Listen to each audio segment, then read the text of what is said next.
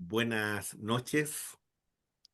Estamos una semana más analizando la semana política junto a Juan Andrés Lagos, periodista e integrante de la Comisión Política del Partido Comunista de Chile. ¿Cómo estás, Juan Andrés?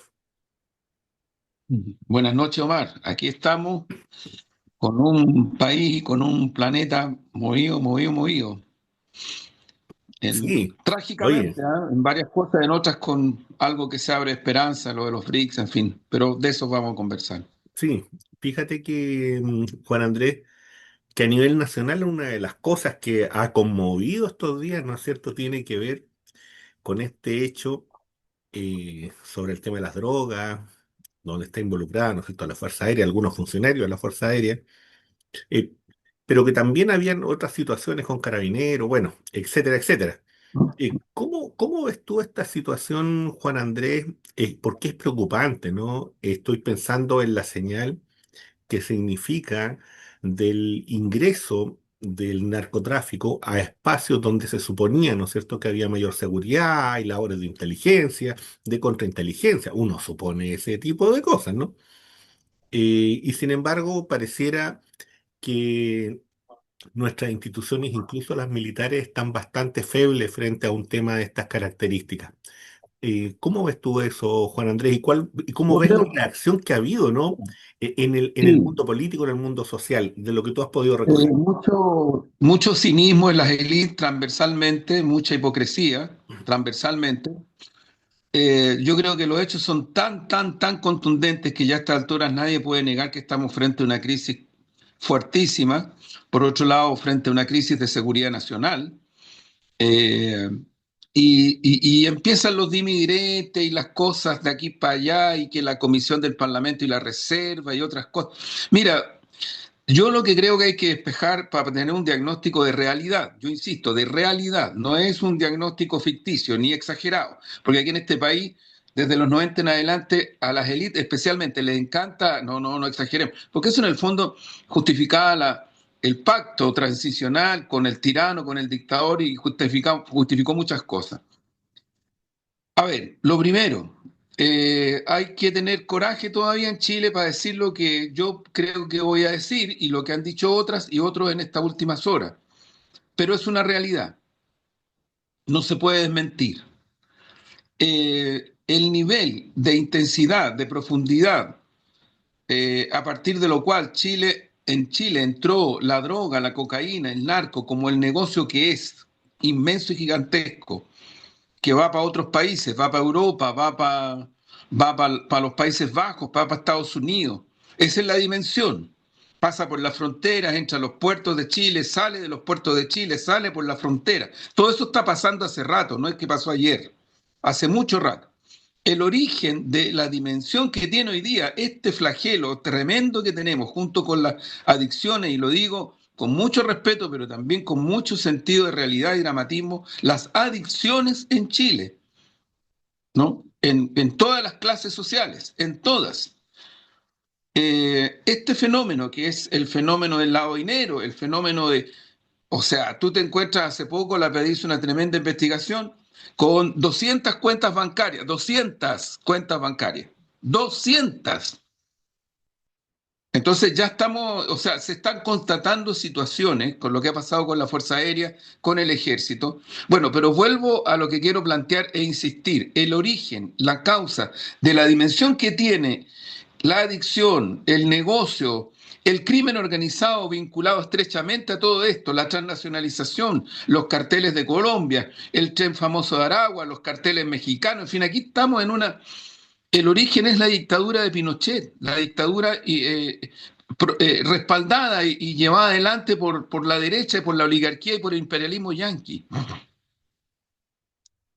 El gran negocio se instaló, llegaban containers con drogas a los puertos en Chile bajo dictadura. Y esos puertos nadie los controlaba. Hubo situaciones que se camuflaron, enfrentamientos armados entre agentes militares de la CNI y de la DINA por controlar el negocio en el norte de Chile. Hay investigaciones muy profundas sobre esto que nadie ha desmentido, pero que muy pocos hablan. y de repente los medios hegemónicos levantan la voz y ahora están empezando a echar garabatos.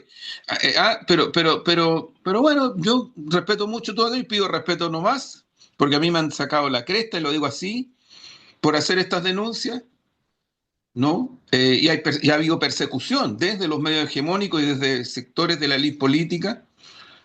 Eh, bueno, pero lo digo responsablemente, aquí hay investigaciones, amigas y amigos periodísticas, no una, varias, que han develado este tipo de situaciones que estoy describiendo. Nadie ha desmentido, pero tampoco nadie ha tomado en serio con la profundidad que tiene. Varias, no una, colegas que han tenido el coraje de hacer estas investigaciones, libros, publicaciones, varias, no una. Ese es el origen y esa es la causa de la dimensión que tiene la adicción, la coca, la anfetamina, las drogadicciones diversas, la marihuana y el negocio, que van absolutamente, o sea, son lo mismo. Y ahora, descubrimos que está metido al interior de la Fuerza Armada, descubrimos, como que, no, no, no, yo no me voy a prestar, de verdad, Omar, te lo digo, amiga y amigo, no me voy a prestar para ese cinismo y soy una persona que trata de tener cierta ética y ciertos principios. Eh, no, no, yo no me voy a prestar por lo menos para eso, yo no me voy a prestar. Mm. Aquí no hay un tema que se pueda medir sobre la base de los cálculos, que cuánto me conviene, cuánto no me conviene, cómo lo hago. No, no, no, estamos en una crisis profunda, está creando la crema, esto está afectando a adolescencia fuertemente. Esto venía del tiempo, insisto, de la dictadura. La pasta base, no la coca más refinada, la pasta base se generalizó en Chile desde el punto de vista de la adicción, desde el punto de vista del negocio, en los territorios, en los sectores más pobres de este país, cuando había hambruna, cuando había millones y millones de familias en hambruna y que no tenían recursos. Ahí se generalizó la adicción y se generalizó también la compra, la venta, en fin, la mercantilización. Mm. Pero claro, como aquí Mm. parece ser que a la élite estas cosas no le convienen, que las instituciones funcionen, un montón de patrañas más. Bueno, ¿cómo enfrentamos esta crisis? Ese es el tema, Mar. Primero reconociendo la profundidad, la densidad que tiene. Ana María Gasmuri el otro día responsablemente decía, bueno, ahora entiendo más por qué el fiscal que tomó la posición que tomó respecto del tema de cuestiones donde está involucrada todo este debate que ha hecho Ana María Gasmuni respecto del tema de cómo enfrentar la adicción y cómo separarla de lo que significa la marihuana respecto de ámbitos que tienen que ver con la salud. Bueno, ahora decía ella, me explico más por qué el fiscal ese tenía la posición que tenía, porque aparece involucrado en este tipo de cosas. ¿Quién investiga a la fiscalía? ¿Y quién investiga al Ministerio Público? O sea, aquí hay un trabajo que se ha hecho de mucho tiempo donde está involucrada la Policía Marítima, que es de la Armada, que está involucrada la PDI, que está involucrado algunos fiscales, particularmente en la zona norte, donde se ha develado en estos días una situación tremenda, que es cómo entran a Chile containers grandes, pues estamos hablando de los containers grandes. Entran a Chile, ¿no es cierto? Y traen una serie de químicos que son componentes para la coca y pasan para otros países, pero pasan por territorio chileno y ahí están. Lo ha dado el Megavisión en una información que dio ayer o anteayer, y que ahí está un fiscal, que es el fiscal de la zona, que es altamente respetable desde mi punto de vista por el esfuerzo que está haciendo, porque en esta zona, que es fronteriza, que está Arica, que está Perú, que está Bolivia, hace muchos años que viene siendo el problema del tráfico de la cocaína y todo esto bajo la dictadura, incluso antes. Entonces creo yo que ya llegó la hora de que tomemos de verdad responsablemente y éticamente la dimensión de esto. Ya no sirve para nada oblicuar o negar la dimensión que tiene. Y por lo tanto, las propuestas que hay que hacer para enfrentar esto son de múltiples variables, pero intensivas todas. Primero, yo he hecho junto con especialistas, con gente que ha estado trabajando en la PDI, con abogadas, abogados, con una ex constitucionalista. Hemos hecho un trabajo sistemático para hacer una propuesta que parte con darle prioridad al presupuesto nacional respecto de los recursos y los ingresos que se necesitan para enfrentar esta situación de distintas maneras como se requiere. Desde, obviamente, potenciar la capacidad efectiva de las policías, cambiar y hacer una reingeniería completa con el Ministerio Público y todas esas instituciones que en verdad, yo diría, hay casos notables de investigación, pero en general son bastante mediocres los resultados, mediocres. Ahora tenemos la situación en las Fuerzas Armadas. Ahora la tenemos, pues la teníamos, pero ahora ya esta cuestión pasó a otro nivel. Yo creo que se requiere hacer un ejercicio mucho mayor al que se está haciendo. Mucho mayor, pero mucho mayor. Hay experiencias concretas. Aquí han estado en años pasados agentes de la policía italiana que tienen una experiencia respecto de cómo enfrentar este tipo de situaciones. Yo creo que hay también una experiencia muy interesante que ha hecho Cuba. También Estados Unidos, pero si nos vamos a poner a cuestionar con dudosa razón, con dudosa razón, que cuando se trata de hacer cooperaciones de este tipo, yo dejo fuera tales o cuales países, a mí ya como dice el bombo, fica sospechosa la. Porque en una de las cosas que han dicho los agentes de la PDI que han estado más trabajando seriamente en esto por muchos años, es que la cooperación internacional es fundamental y tú tienes que tener una cooperación de Estado a Estado. Yo no comparto en nada con mi ley, en nada, absolutamente en nada, pero se necesita la cooperación con el Estado argentino para enfrentar esta situación. Con Estados Unidos, ¿qué decir? Trump, un loco fascistoide, eso es el tipo. Un tipo que hoy día encabeza, junto con Milei y otros más, el genocidio en Gaza y en Palestina, porque eso es. Ahora se les acaba decide sancionar a Francesca Albanese, una mujer italiana de tremendo coraje, que se va a tener que cuidar, porque quedó en la mira, porque quedó en la mira y ella se ha enfrentado fuertemente desde Human Rights, desde los organismos internacionales de Naciones Unidas, al tema de denunciar el carácter del genocidio del pueblo palestino. Pero si tenemos que ponernos de acuerdo, interactuar y cooperarnos con los debidos resguardos, pero con la intensidad que se requiere, con México, con Argentina, con Brasil, con Colombia, con Cuba, con Estados Unidos, con Venezuela, por favor, con República Dominicana. Tenemos que hacerlo a una dimensión mayor de lo que se está haciendo, porque ojo, amigas y amigos, si algo se hace, no es que no se haga nada. Y creo que aquí ya llegó la hora de tomar todos los planes que significa la prevención del punto de vista de cómo se saca a las familias y a las personas adictas al interior de las familias que están bajo el control del narco, del crimen organizado y de la adicción. Esto es crucial. Y esto lo tiene que hacer el Estado. Y si la derecha va a seguir boicoteando este tipo de cosas, es porque simplemente no están interesados en enfrentar estos flagelos a la dimensión que tienen en Chile. Y eso hay que denunciarlo. Omar, amiga y amigo, hay que denunciarlo, porque no les sale por nada, por nada. Entonces creo que ya llegamos a esos puntos. Yo en este momento no me recuerdo exactamente, pero Benedicto Castillo, un periodista que fui compañero de escuela con él en la universidad, periodista, hizo varias investigaciones sobre esto. Hay otro periodista que hizo el libro La delgada línea blanca en la década de los 90.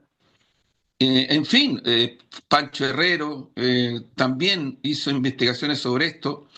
Hay un periodista, editor general del Mostrador, que yo podré no compartir muchas cosas con el Mostrador, pero este periodista, y me voy a ir acordando el nombre, fue alumno mío en la universidad, es una persona de gran capacidad profesional, hizo su tesis sobre este tema, y me recuerdo perfectamente que cuando presentó la tesis en la Universidad Arcis, a mí me llamó la atención porque llegaron, porque él los había invitado varios policías, porque les interesaba el tema. Y supongo que les interesaba porque la investigación periodística que había hecho este periodista, este alumno, este colega ahora tan respetable, tenía soportes que a ellos les podían ayudar Pero estamos hablando de comienzo del 2000, o sea, estamos hablando, por eso digo, o sea, aquí yo sinceramente creo que bajo la dictadura terrorista, bajo el negocio, esto subió a la escala que subió, pero de los 90 en adelante, yo creo que muchas y muchos miraban para el techo y el país era lo que era, ya en ese tiempo era lo que era respecto de estos fenómenos. Mm. Juan Andrés, porque en el fondo aquí uno de los temas que se habla poco, porque hoy día se habla de este intercambio entre el presidente y el general de la FARC, pero se habla poco de las redes logísticas, por ejemplo. Se habla casi nada, ¿no es cierto?, sobre este uso de espacio, ocupando, ¿no es cierto?, algunas dimensiones que son del mundo militar. Y eso es extraño. Por no decir que es sospechoso, por no decir que puede ser, ¿no es cierto?, también puede ser de ignorancia, puede ser de desidia, puede ser de mala intención, pueden ser muchas cosas, ¿no?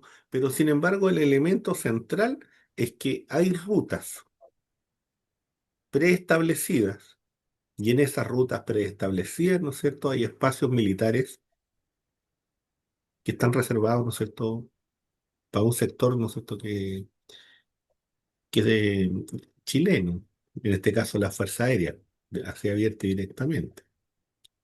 Y yo creo que ese es el elemento más delicado, porque pueden haber también otras, porque los puertos, no todos los puertos, ¿cierto?, están a cargo, que yo sepa, de la Fuerza Aérea, por ejemplo. No, no, no, en los puertos trabajan la policía marítima que responde a la Armada. ¿Sí? Eh, y trabajan otros organismos fronterizos que están haciendo mucho esfuerzo, pero con recursos técnicos esmirriadísimos, pero esmirriadísimos, Claro. eh, y con recursos humanos esmirriadísimos también. Entonces uno dice, ¿por qué pasó tanto tiempo a partir de lo cual esto no se tomó en la dimensión que existía? Si no es que esté existiendo ahora. Cuidado, amiga, amigo, con hacer el siguiente ejercicio. Ah, oh, qué grande, porque descubrieron. No, sí, esto se descubrió ahora, pero esto viene de, insisto, el tiempo es el periodo de la dictadura. Sí.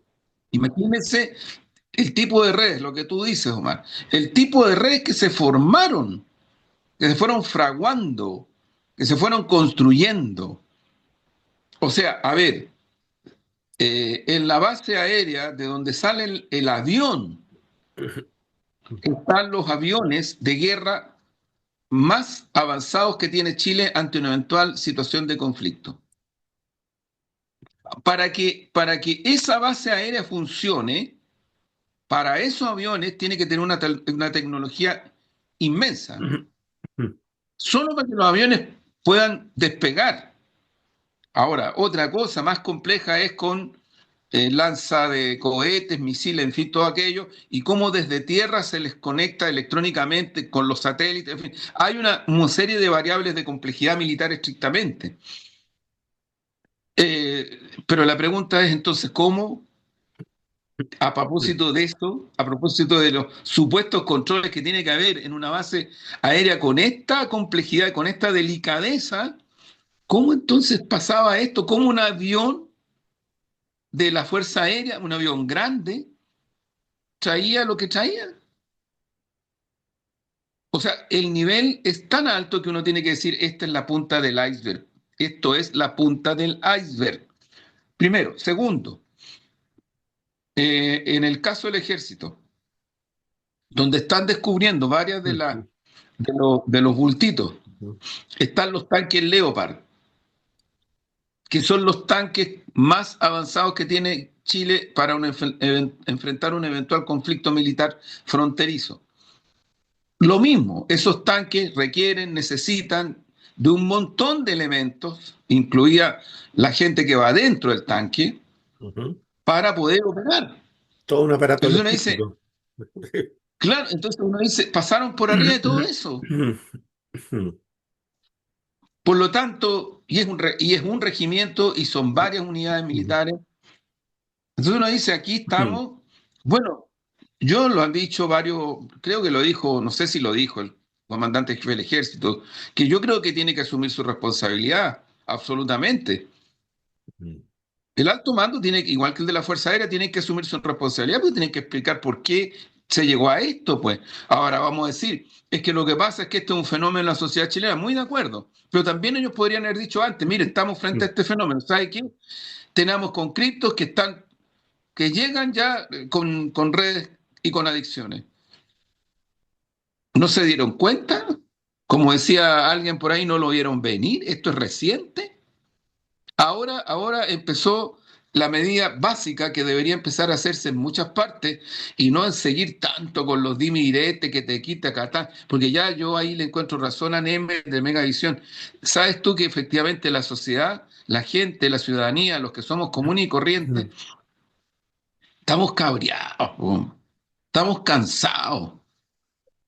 Estamos cansados que la élite, que las dirigencias, que las parlamentarias, parlamentarios dime y direte y hacen una serie de cosas y todo, pero al final los resultados de todo este tipo de situaciones que vienen de tanto tiempo no tienen, es verdad, el camino para la resolución que se requiere.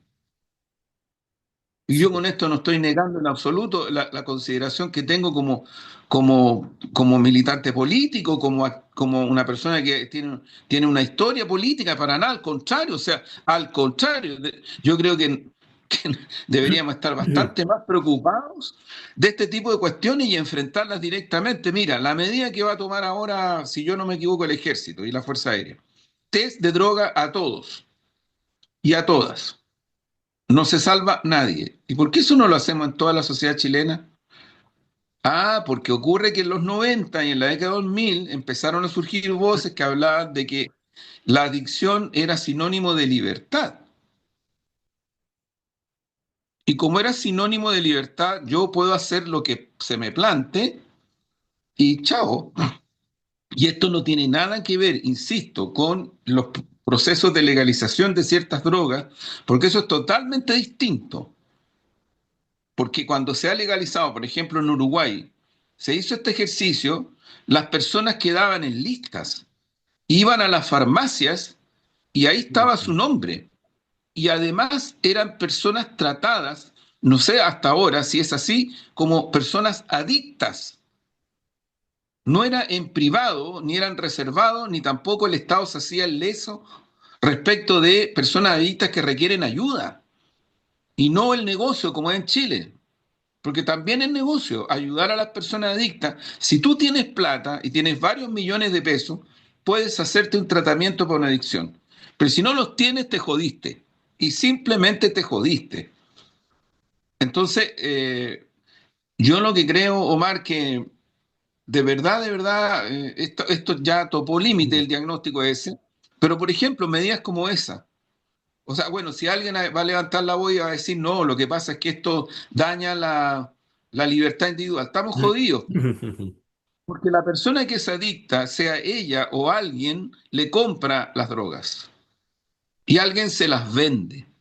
O esa misma persona la compra o le compra otra persona. Y así como compran, hay otros que venden.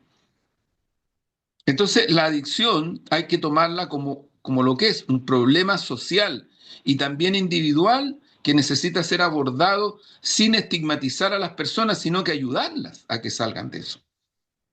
Y ayudarlas de verdad, porque no es un problema tan menor. El tratamiento de una persona con adicción te puede durar años, años, porque es muy complejo. En una sociedad tan fragmentada, tan mercantilizada como esta, tan llena de soledades, de angustias, o sea, ¿acaso no hay relación entre lo que significa, ¿no? En este momento la salud mental de nuestro país, con sus distintas y diversas expresiones, con las adicciones? Claro que hay relación, claro que la hay. Y si no tomamos entonces en serio este diagnóstico, yo creo que vamos a estar haciendo cosas al límite de lo inhumano, de mi punto de vista, al límite de lo inhumano, porque eso es, y sigo en este caso y tomo totalmente en forma y fondo la ética de Luis Emilio Recabarren, cuando escribía y cuando le hablaba a los obreros de lo complicado que era el alcoholismo, y nunca transó frente a eso.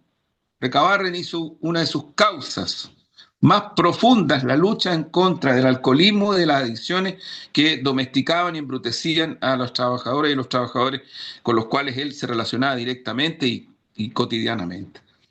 Yo creo que hay que mirar con esta profundidad las cosas.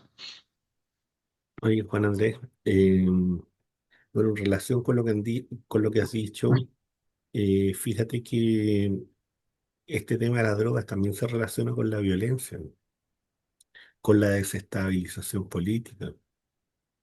Claro. Entonces uno puede venir y dudar de muchas cosas, porque también puede ser una forma de pago. em, a propósito de toda esta situación geopolítica que se da en diversos lugares del mundo, una de las formas, ¿no es cierto?, es tener que asegurar y pagar espacios, ¿no es cierto?, donde se deciden las cosas y qué mayor espacio que es el de las Fuerzas Armadas, y en donde necesita gente, ¿no es cierto?, que esté siempre dispuesta a obedecer en este caso, ¿no es cierto?, órdenes extranjeras. Y entonces esta situación desde ese punto de vista es muy duro porque pone un manto de duda y una tremenda pregunta sobre las capacidades del Estado chileno, sobre las capacidades de sus propias Fuerzas Armadas y por tanto de la seguridad interior. ¿Y qué decir de la seguridad exterior? Sí, sí, porque si estamos en eso, puede ser que algo se desmantele rápidamente solamente con algunas presiones. Tomaste, Omar, un tema hipersensible, pero muy real. Mira, por ejemplo, yo creo que una de las cosas que habría que investigar a fondo, pero no como se ha hecho ahora, es dónde están y qué están haciendo los militares que provenían de Venezuela y que Chile les ha dado asilo y que una cantidad importante, los gobiernos de Piñera le abrieron las puertas del país y también ahora, y están por ahí, por allá, por acá. Sería importantísimo empezar, porque fíjate que, o sea, ya a esta altura si alguien a mí me dice, no, pero es que eso es atacar a la migración. Sí, claro, sí, yo creo que es al revés. O sea, estamos defendiendo a las familias venezolanas, a las niñas, niños venezolanos que están en Chile, que se están educando, que se están formando, lo estamos defendiendo de algo que es crimen organizado, que es narcotráfico, y que lamentable y trágicamente no pocas de esas personas son de su propio, de su país. Tienen el origen en Venezuela, en República Dominicana, en Colombia. Esa es la realidad, no es una ficción. O sea, a esta altura, si alguien cree o quiere hacer la asociación perversa entre que tomar estas medidas es atacar la migración, entonces volvemos para atrás y volvemos a ese clima que yo creo que la ciudadanía con toda razón ya tiene indignada, porque empiezan los dimi y direte y que aquí, que acá, y al final la cuestión termina en nada, por años que no termina, que termina en nada.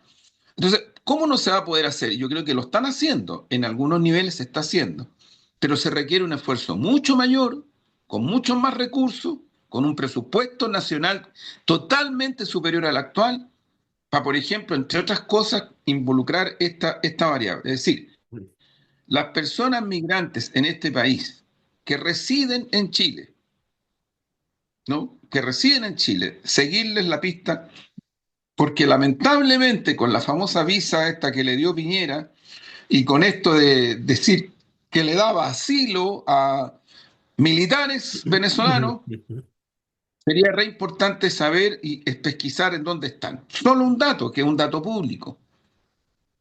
50, 50 de los, la mayoría extranjeros, de los que estaban vinculados a esta red de recursos que incorporaban más de 200 cuentas bancarias. La mayoría extranjeros. Residentes legales, amigo, amiga, escuche, residentes legales. Entonces uno dice, ahora es un muchacho, el único que está detenido por el tema del secuestro del ex alcalde de, ¿cómo se llama?, de la comuna Macul, de Macul, Montoya. Montoya, es un venezolano, pero en este caso residente no legal en Chile. O sea, la verdad es que aquí entra y sale el que se le planta. el que se le planta. Entonces, mientras pasa eso, la élite, que vamos a poner muralla, que vamos a poner no sé cuánto, otros dicen, no, hay que hacer esto, y al final, ahí vamos, entre Tongoy y Lombilo, ahí vamos, porque en verdad, si se hubiera querido desde un comienzo de nuestro gobierno hacer cuestiones más profundas, se habría tenido que recurrir a recursos, a asociaciones que en algún momento se hicieron de cooperación e interacción con otros países, en algún momento se hicieron y después se rompieron por torpezas, Ujú. se han repuesto en algunos casos. Por otro lado, se necesitan recursos para trabajar con organismos como ACNUR, como de Naciones Unidas, digo, como la Organización Jesuita para la Migración, que tienen experiencia en esto, porque tú tienes que enfrentar concretamente también la situación de familias migrantes que entran a Chile porque vienen buscando comida, vienen buscando la pervivencia básica. También tienes que acoger a esas personas a escala humana. Entonces, yo insisto, creo que ya esta extrema mercantilización de este país, este neoliberalismo embriagado, ahora dicen que el problema del crecimiento de la economía, ¿cuándo se van a hacer responsables los gobiernos de la concertación, incluido el de la nueva mayoría, del cual fuimos parte, y los gobiernos de la derecha, que son los gobiernos responsables de que la economía esté donde esté? Si aquí en Chile no ha habido ni otra fuerza política ni de ningún tipo que haya siquiera tenido el espacio para proponer un tipo de economía distinta. No lo hay, no lo hay. Entonces luchan contra el fantasma, luchan contra el espejo retrovisor. Ujú. Por eso yo creo que la ciudadanía cada vez lo cree menos y se indigna más, porque la situación es la que es. Oye, Juan Andrés, bueno, les recuerdo que estamos analizando la semana política. Toda esta primera parte conversamos sobre el tema de la FACH, el tema drogas, ¿no es cierto? Y este escándalo tremendo que toca al Estado profundo en Chile. Y Juan Andrés, hace unos días atrás, ¿no es cierto?, hubo pleno del Comité Central. La candidata se está desplegando, la candidata que gana las primarias, ¿no? La candidata Yanel Jara, hoy candidata de la coalición. ¿Cómo ves tú lo que ocurrió en el propio pleno del Partido Comunista y este momento político, ¿no? Ya con una candidata abierta y clara y las reacciones en este caso, de la oposición, y cómo se va posicionando este nuevo escenario. Mira, yo lo que creo, para hacerlo más directo, porque se Ujú. nos empieza a ir el Sí, sí, tiempo, el pero tiempo. sí, pero digo lo siguiente, yo creo que para mí lo más importante, lo decía el otro día en Sin Filtro, en el programa donde me invitaron el lunes pasado, aquí lo más significativo desde mi punto de vista es que hoy día, de acuerdo a los análisis, de acuerdo a sondeos, tenemos una situación que deja en evidencia que la candidata de nuestro sector, ¿no? Que es Janet Jara, con su empatía, con su carisma, con las propuestas que hizo en el contexto de las primarias, que ojo, fueron propuestas que tenían que ver con transporte en la octava, en Atacama, en Antofagasta, que tenían que ver con una propuesta de salario que incluso se plantea elevar todavía más, una propuesta que tenía que ver con concreta, con el tema de la vivienda para personas de 30 años para arriba, más o menos, con el tema del endeudamiento y otras más de ese tipo. Bueno, hizo varias veces la propuesta fuerte de levantar el secreto bancario y seguir la ruta del dinero, que es muy importante y que la derecha ha boicoteado y se ha opuesto en el Parlamento, pues ese es el tema. Entonces, yo lo que creo que todo eso hizo una amalgama muy importante y dejó el escenario abierto en el sentido de que la candidata de nuestro sector, efectivamente tiene una posibilidad importante de pasar a segunda vuelta, ¿no? De pasar a segunda vuelta y seguir creciendo, porque ese es el otro dato. Yo no puedo decir, porque no soy un pitonizo y me carga la opinología y esa parte, trato de evitarla, pero sí creo de que hay un dato de realidad que es tendencia, y es que Ayanet Jara crece, y crece, y crece. Ese es el dato. Ahora, yo creo que ahora viene una situación muy distinta a lo que fue la primaria. Ahora viene el desafío de entusiasmar, el desafío de llegar, de conectar con 6, 7 millones de personas, lo voy a decir majaderamente porque eso es realidad, que votan por voto obligatorio, porque si no, no votarían, y que votaron en el primer plebiscito rechazo, y que votaron en el segundo plebiscito en contra, y que votaron como votaron en las elecciones municipales. Y ahora van a votar por primera vez en presidencial y parlamentarias por voto obligatorio. Ese mundo, esa ciudadanía que de alguna manera, junto con las votaciones, está, se conoce que son personas que no viven bien, que viven desencantadas, son personas que tienen problemas de endeudamiento fuerte, que tienen mucho temor, producto de esto que decíamos, no es que nadie lo inventa, porque por favor, yo creo que si ya alguien a mí me dice y empieza a relativizar y sigue relativizando que no, que el problema es la seguridad, yo creo que de verdad se tiene que hacer responsable porque pasa a ser copartícipe de la situación que vivimos. Ya estamos en esa situación, ya no estamos en otra. Yo creo que si esta campaña, si la candidata con su carisma, con su conexión, con su fuerza e intensidad, si el sector, yo diría que se percata de que por ahí va el camino, creo que se genera una disputa político-electoral muy profunda y que se le puede derrotar a la derecha. Y la derecha, yo creo que ahí está, tiene que hacer su ejercicio.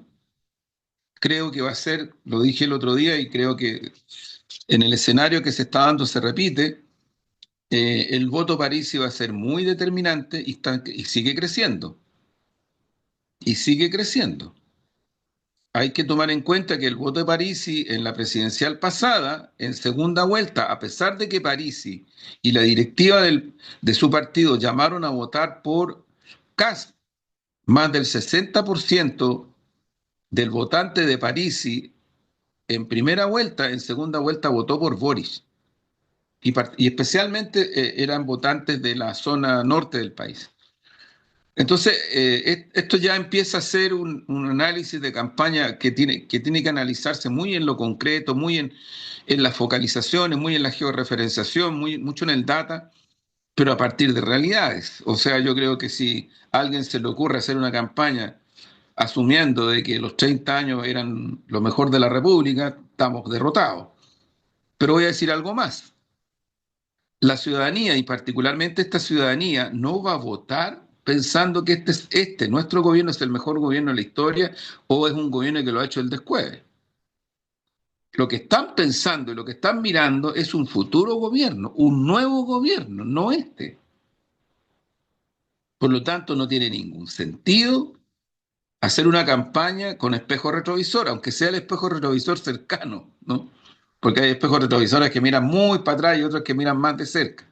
Yo creo que en este caso no nos sirve ni el muy para atrás ni el de cerca, porque estas ciudadanías son hijas e hijos de este sistema, un sistema de coyuntura, un sistema de incidencias, de subjetividades contemporáneas, de subjetividades intensas en la cotidianidad, y que obviamente miran su presente referencial a partir de las carencias, que las tienen pues, si las tienen pues, en todos los planos. Entonces yo creo que hay que apuntar en esa dirección y casi no tengo duda de que la misión de Kaiser es golpear a la candidata y al PC, como lo está tratando de hacer. Creo que no le va a resultar, pero ojo, hay que tener cuidado.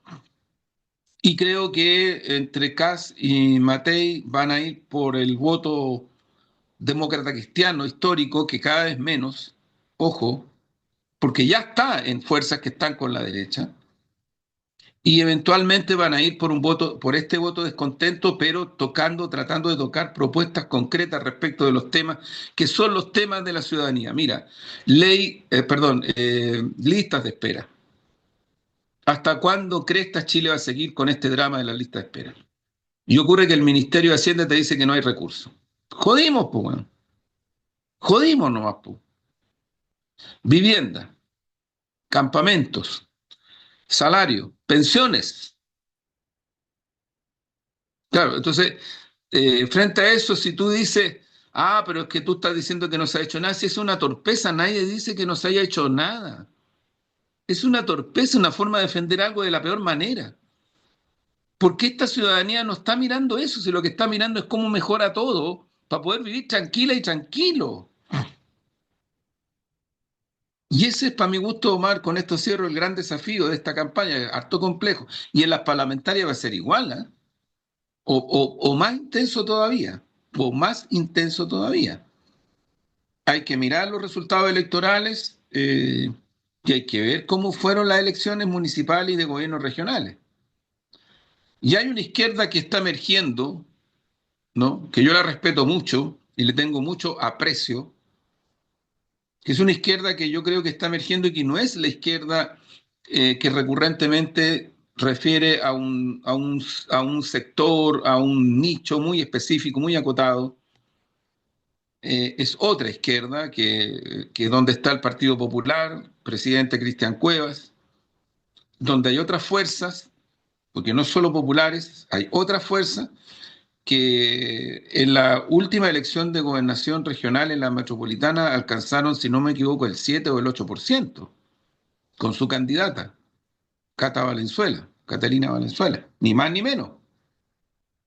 Y hay otro mundo, que es un mundo que ahí hay que mirar con mucho sentido de realidad, que es muy heterogéneo, pero está reflejado en el querido y admirado alcalde de Puente Alto, que logró una épica al ganarle a la derecha en Puente Alto, el candidato de Pudahuel, Ítalo, y otras candidaturas de ese perfil, que creo que son muy importantes, me refiero a alcaldesa y alcalde, que son muy importantes de considerar como expresiones que se cruzaron a la derecha y lograron ganarle en muy buena lid, en muy buena lid.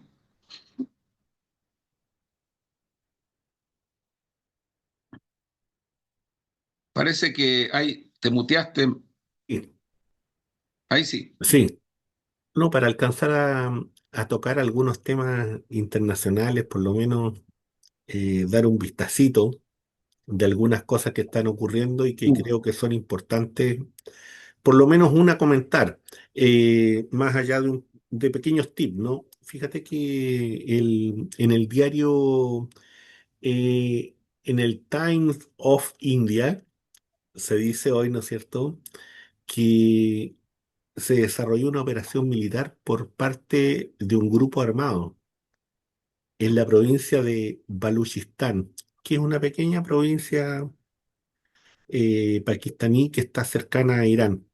Ojo con eso, ojo con ese dato, está ahí hace poquito, hace unas cuantas horas atrás, y viene de un medio de la India, porque hay que empezar a acostumbrarse también, ¿no es cierto?, a tener de referencia medios que son de otros espacios, de estos espacios del sur-sur, y a los cuales nosotros estamos tan poco acostumbrados a citar y comentar. Generalmente son medios más anglosajones, ¿no?, y del mundo occidental. Fíjate que, por otro lado, también existe todavía mucha tensión entre Pakistán y la India. Hay una pregunta, ¿no es cierto?, una aseveración del mundo de la India que dice que China intervino en el conflicto. Y sin embargo, el jefe militar de Pakistán dice que eso no fue así y que en realidad Pakistán puede resolver solo sus problemas y niega rotundamente la aseveración. En el mismo sector, ¿cierto? En este sector del Medio Oriente, bueno, Israel-Palestina continúa la masacre. El ministro de Defensa israelí, Israel Katz, dice que podría haber una esperanza de alto al fuego de 60 días, pero en realidad de eso todavía no se tiene grandes datos. Lo importante, ¿no es cierto? Lo importante es que el proyecto de destrucción de la franja de Gaza continúa. En eso está la visita, ¿no es cierto?, del señor Netanyahu a Estados Unidos y en donde nada menos que hace la propuesta, ¿no es cierto?, de que don Donald Trump pueda ser Premio Nobel de la Paz. Qué terrible. Una propuesta que habría que, bueno, Qué es terrible. como para reír, ¿no? No, pero es terrible, Omar. Yo Es lo para encuentro reír. terrible. Este No tengo es una cosa terrible, pero que tiene que ver con este cinismo. Por otro lado, ¿no es cierto? Y ya más cercano a nosotros, Estados Unidos ataca al BRICS, ¿no es cierto? Y hace amenazas arancelarias, primero al 10%, a quienes estuvieran, ¿no es cierto?, apoyando al BRICS y por tanto en estar con políticas antiestadounidenses, según el presidente norteamericano. Y luego, ¿no es cierto?, el día de ayer presidente Trump viene y dice, ¿no es cierto?, que va a aplicar 50%, ¿no es cierto?, de aranceles a Brasil, lo que tuvo una respuesta inmediata del presidente Lula en el sentido, ¿no es cierto?, de establecer medidas, ¿no es cierto?, que sean acorde a este tipo de aranceles. Eh, las razones del arancel son muy particulares porque apuntan al hecho, ¿no es cierto?, de que el presidente Trump considera de que hay una persecución contra el señor Bolsonaro y por tanto, ¿no es cierto?, presiona al sistema judicial para que lo deje libre de todo, de polvo y paja. Misma cuestión que hizo, ¿no es cierto?, en el Estado de Israel, presionando al sistema judicial, a la democracia israelí, a este ejemplo de democracia de la que hablan muchos comentaristas aquí al interior, ¿no es cierto? Y el sistema judicial israelí, como es muy benévolo, muy benefactor, escuchó a este señor Trump, ¿no es cierto?, y dejó las cosas así, al aire. Y entonces, así es como funcionan las democracias, las buenas democracias. Em, Fíjate que esta presión a Brasil se da con un acuerdo que nosotros fuimos comentando, ¿no? Con un acuerdo de esta línea de tren, ¿no es cierto? Que va, ¿no es cierto?, desde un puerto brasileño hasta Chancay, que incluye también, por cierto, ¿no es cierto?, a nuestro país y que va con destino a Shanghái. Entonces, este transporte bioceánico sería la razón de fondo, ¿no es cierto? Porque en el fondo es un gran brazo de esta ruta de la seda, que es lo que Estados Unidos pretende destruir, porque nosotros hemos planteado, nosotros hemos sostenido que acá lo que se busca es expulsar a China de América del Sur. Y hay un principio general, ¿no es cierto?, establecido por algún presidente norteamericano alguna vez que vino y dijo, bueno, América del Sur será lo que Brasil quiera hacer. Juan Andrés. Muy cortito, Omar, porque me pliego totalmente a tu análisis y como ya estamos en la hora. Sí. Mira, yo quisiera decir cosas que con mucha tranquilidad, pero con mucha convicción. El mundo está en una crisis, sí, está en una crisis, pero que está en decadencia ética, económica, moral, es el imperialismo yanqui, los otanistas de eurocentristas y eso que se denomina Occidente. Eso está en decadencia. Y es más que evidente que es una decadencia que está en todos los planos, incluida la subjetividad. Están matando, están persiguiendo. No, Trump ahora quiere defender a un golpista en Brasil y lo va a hacer también en Chile, y lo va a hacer en Argentina y lo va a hacer en todas partes. Lula da Silva, cuando vino hace poco a Buenos Aires, fue a visitar a la expresidenta a su casa, donde está presa, donde la tienen Mm. presa, la fue a visitar. Dicho esto, yo creo que los países como el nuestro y los gobiernos democráticos y progresistas que de verdad lo somos o queremos serlo, tenemos que tener el coraje, tenemos que tener la ética y la inteligencia política para poder enfrentar esta situación y no caer en los relativismos y no caer en cosas como tan ligeras y tan violentas como haber en su momento algunos sectores progres de este país defendido al dictador de Siria, al actual me refiero, al actual. Porque la verdad es que ahora que ya Estados Unidos saca de la lista que ellos mismos hacen de países terroristas a los dos grupos, Al-Qaeda e ISIS, que fueron los que provocaron la situación de caída del gobierno de Bashar al-Assad en Siria, pero que son los que derribaron las dos torres en Estados Unidos, amigas y amigos. La reivindicaron, Al-Qaeda e ISIS reivindicó. Lo mismo un tren donde mataron a mucha gente en España. Hay que tener ética en la vida. Y yo admiro profundamente al pueblo cubano que ha tomado la decisión de defenderse frente a este bloqueo criminal y a todo lo que se ha hecho para tratar de liquidar a Cuba, incluido meterlo en la lista de países terroristas. Mi profunda admiración por el pueblo y por Cuba, y también por los pueblos y países como Nicaragua, como Venezuela, como Yemen, como Nigeria, como Burkina Faso, como Irán, como Bolivia,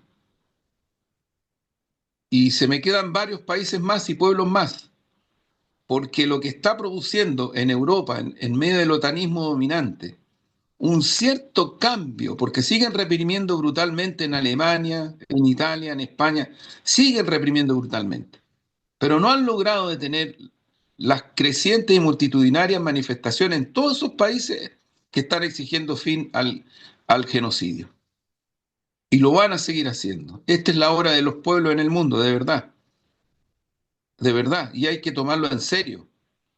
Hay que tomarlo en serio. Yo creo que así como nosotros en Chile tenemos la radiografía del estallido, de la revolución pingüina, del 2011, de las movilizaciones a la lucha de los campesinos, de los pueblos mapuche, de las diversidades de género, de los medioambientalistas, de las profesoras y profesores, de los trabajadores de la salud, de los movimientos territorialistas, medioambientalistas, hay que retomarlo. Y no le hagamos caso a esas personas que con tanto, tanto sentido de desprecio y de élite hablan del octubrismo, porque no tienen la razón, no tienen la razón. Aquí no estamos hablando de reivindicar acciones de violencia, cosas por el estilo. Aquí lo que estamos hablando es del rol y el protagonismo multitudinario y necesario y urgente de los pueblos. Y Chile no es una excepción. Yo ahí con eso cierro, Omar, a propósito de tu análisis internacional, por lo que uno ve, lo que está cursando en el planeta son las grandes movilizaciones y luchas populares que de distintas maneras y con muchas diversidades se abren camino. Se abren camino. En Yemen hay todas las semanas una movilización de centenares y de centenares y de centenares de miles de personas. ¿Y sabe por qué lo hacen? En solidaridad con el pueblo palestino.